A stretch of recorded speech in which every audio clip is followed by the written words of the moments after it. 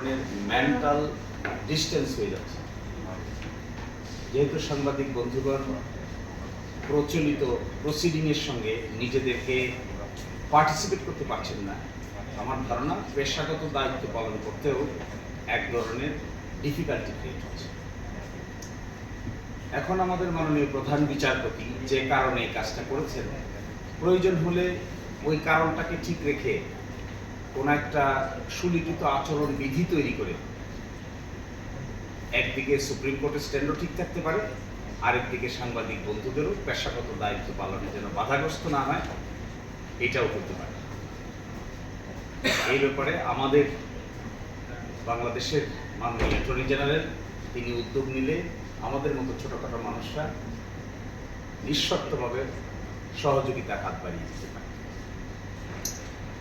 আর second হলো, আমার বিবেচনায় মিজানুর রহমান খান সাহেবের নামটা আমি এখন একটু স্মরণ করি। এই জন্য প্রথম আলোতে যখন আর্টিকেল লিখতেন, তখন ওনার আর্টিকেল আমরা এত মনোযোগ দিয়ে পড়তাম যে অনেক সময় আমাদের লিগেল রিসার্চকেও হার মানে।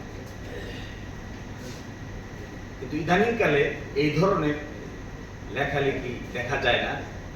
তা উই এক্সপেক্ট ফ্রম ইউ যে আপনাদের মধ্য থেকে এই ধরনের কর্মকাণ্ডে আপনারা অগ্রসর হবেন, যেন আমাদের জন্য আই ওপেনিং হয়। আমি এটাও দেখেছি এমন লিগেল ইস্যু যেগুলো সুপ্রিম কোর্ট এবং সিনিয়র আইনজীবীরাও আনসার দিতে সময় নিতেন, কিন্তু মিজানুর রহমান খান সাহেব এতটুকু সময় দেওয়ার আগেই একটা আর্টিকেল দিতেন।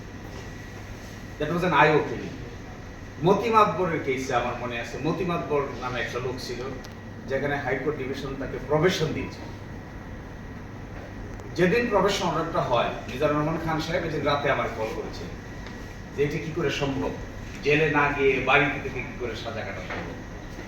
মতি মাতবরের 5 বছরের সাজা হয়েছিল একটা মাদকের মামলায়। 17 মাস তিনি জেল খেটেছিলেন। আপিল আদালত তার সাজা বহাল রেখেছিল। হাইকোর্টে এসে তিনি রিভিশন করেছিলেন। রিভিশন করার পরে এখান থেকে তিনি বেল পেয়েছিলেন এডমিশনের সময়।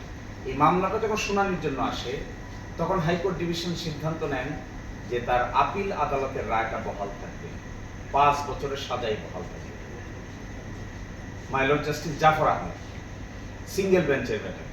তো আমি গিয়ে আর্গুমেন্ট করে বললাম যে মাই লর্ড, একটা বিকল্প রাস্তা বের করি, যে 17 মাস তো সে জেলে ছিলই, 5 বছরের ভিতরে এমন একটা কিছু আমরা আইনের সীমার মধ্য থেকে বের করি যে জেলে না গিয়েও এই সাজাটা অন্যভাবে খাটা যায়।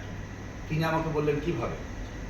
তো আমি একটা রায় পড়েছিলাম অনেক আগে, my lord justice Iman Ali, তিনি প্রবেশন নিয়ে অনেক আলাপ আলোচনা করেছিলেন।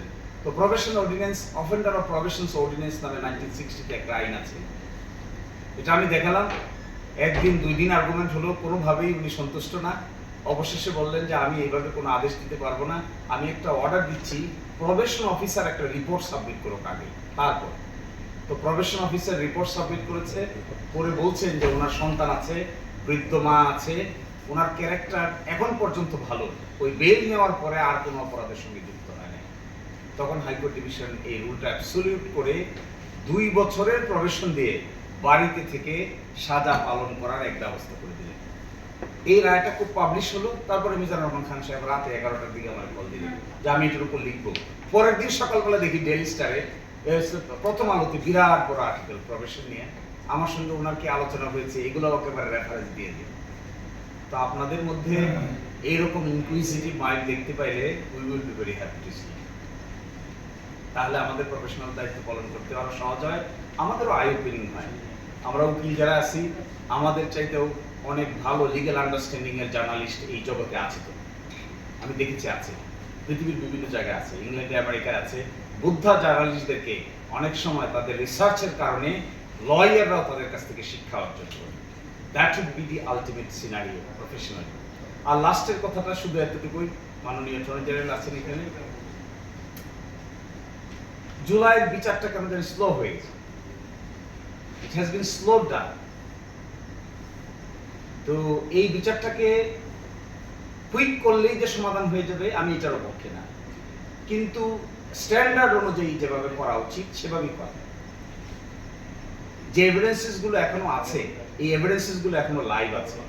সেই এভিডেন্সেসগুলোকে এখন অ্যানালাইসিস করলে যত সহজ হবে, সময় যত যাইতে থাকবে, অনেক এভিডেন্সই আস্তে আস্তে ডিসঅ্যাপিয়ার হতে থাকবে এবং অপ্রাসঙ্গিক হয়ে যেতে পারে।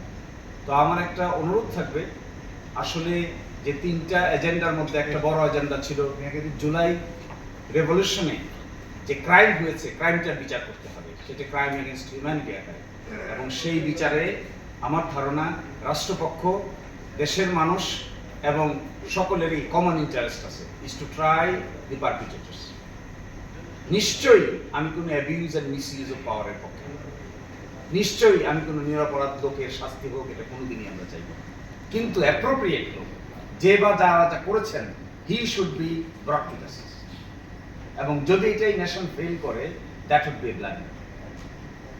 এবং এটা ইতিহাসের পাতায় আরেকটা নতুন কলঙ্ক লিখতে হবে। তো আমাদের এক্সপেকটেশন থাকবে from our view, from our point of view, আমরা একজন আইনজীবী হিসেবে ন্যায় বিচার হোক, কোনো নিরপরাধ মানুষকে অযথা সাজার এবং শাস্তির জন্য জেলে রাখা না হোক, that is our stand. But at the same time, যিনি who has already committed crime directly, the evidences are here, direct evidences are here, he or she should be brought to justice as quickly as possible. Ramiz sir বিচার যদি possible হয়ে থাকে এত দ্রুততম সময়ের ভিতরে, we appreciate the government, we appreciate attorney general office. At the same time we want to see, রাষ্ট্র যদি চায়, it is possible. This is the example. এবং স্টেট যদি মনে করে যে নাকি perpetrator, he should be brought to justice, it is possible. এই রামিজ স্যার বিচারের মাধ্যমে রাষ্ট্রের যে এবিলিটি আছে, ইট হ্যাজ বিন। এখন প্রশ্ন, এই এবিলিটি কি তারা পিক এন্ড চুজ করে কাজে লাগাবে নাকি ইন জেনারেল? আমার একটা সামান্য চিন্তার কথা বলি, শেষ করে দিই, বেশি সময় নেওয়াটা বেয়াদবি।